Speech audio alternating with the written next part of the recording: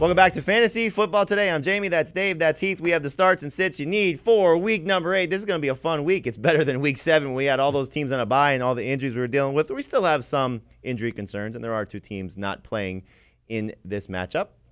This slate of matchups, excuse me, no Raiders and no Ravens. But we have a fun one on Sunday night between the Vikings and the Cowboys, and Kirk Cousins in a great spot taking on Dallas in what should be a shootout. This is the highest implied total of the week.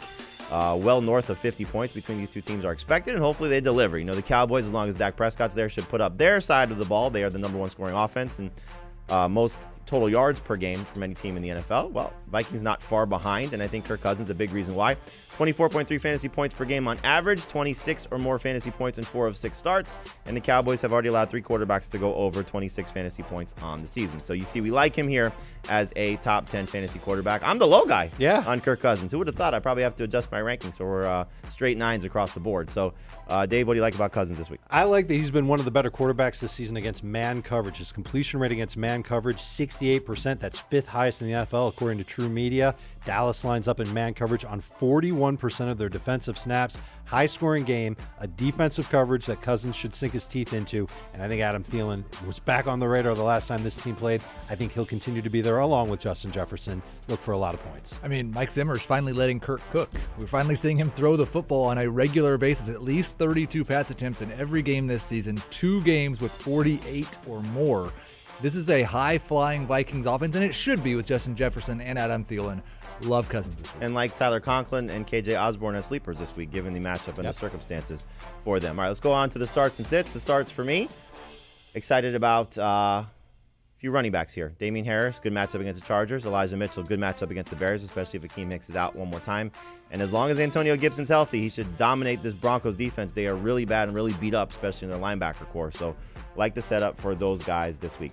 Dave, let's take a look at your starts for week number 8 and some interesting names on this list. I said it earlier in the show. I want to go back to Michael Pittman here because T.Y. Hilton may or may not play. How much does that impact things for you when it comes to starting Pittman against Titans? I'll admit it impacts a little. We saw the one game recently where T.Y. Hilton played, and Pittman really did not do well in the game. But we have seen, other than that game, 11 or more PPR points in 5 of 6. This does mean that he's putting up numbers without T.Y.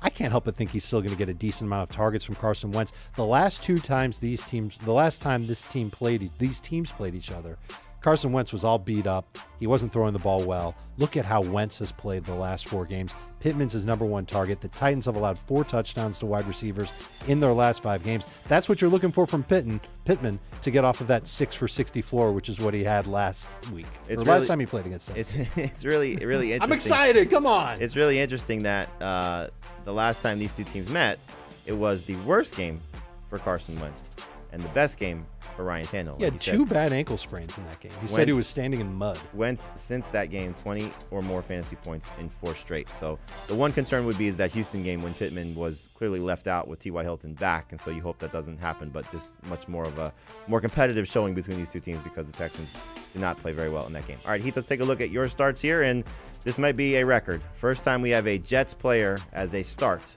in stardom set. I don't know what you're talking about. We love the Jets. No, I love the fact that coming out of the bye, the Jets decided, you know what, we should probably play our best running back a little bit more. 72% snap share for Carter last week, and some of that might have been Tevin Coleman being out, but I think more it was just he's been a lot better than Tevin Coleman has so far. There's no reason to really play him. But the other thing that happened that was less expected, Mike White taking over at quarterback when Zach Wilson went down. Mike White threw 40% of his passes to running backs last week. Michael Carter showed us in college he's very good in the passing game. Now it looks like he has a quarterback who's going to use him that way. All right, so we'll see how things go for him. 3 games in a row with either a touchdown or 100 total yards, and again, the spike in the passing game.